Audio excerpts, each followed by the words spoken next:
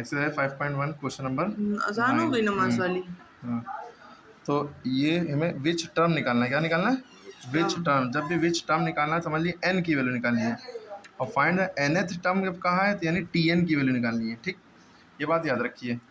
तो आपको जब nth टर्म निकालना होता है इसका मतलब टी एन की वैल्यू निकालनी है, जो कि इसके पहले वाले सवाल में पूछा गया है, फाइंड द nth टर्म, और विच टर्म पूछा गया है यानी एन की वैल्यू निकालनी है। ठीक है, ओके। ये सीरीज दी है, कह रही है इस सीरीज का कौन सा टर्म जीरो होगा, इस सीरीज का कौन सा टर्म जीरो होगा। पहला टर्म ये है 72, दूसरा 64, 63, 54, ऐसे ही जीरो कौन सा होगा। तो हमने फॉर्मूला लगाया टी एन बराबर A plus N minus one D. A की वैल्यू जो होती है, जो पहला टर्म होता है ये ए है, 72 होगी ए की वैल्यू। एन माइनस वन ऐसे लिखा क्योंकि एन की वैल्यू निकालनी है, और टी एन की वैल्यू हमने जीरो मान ली क्योंकि विच टर्म इस सीरीज का जीरो है।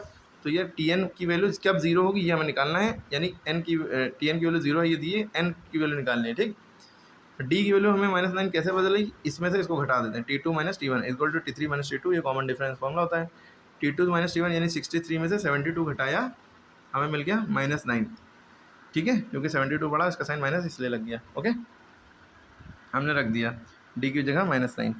अब देखिए यहाँ पे क्या है, अब ये -9 एन से मल्टीप्लाई होगा तो -9n आ जाएगा। ठीक है, माइनस प्लस माइनस, फिर -9 -1 से मल्टीप्लाई होगा तो माइनस माइनस प्लस हुआ, 9 1 9। ठीक, जो ब्रैकेट के बाहर होता है ये मल्टीप्लाई में ये दोनों से मल्टीप्लाई होता है। ओके, और इधर ज़ीरो लिखा था। अब अगले स्टेप में क्या हुआ, ये जो -9 है हमारा, ये इससे सब्ट्रैक्ट नहीं हो सकता, ना ही इससे ऐड हो सकता, क्योंकि इसमें n लगा है इसमें n नहीं लगा है।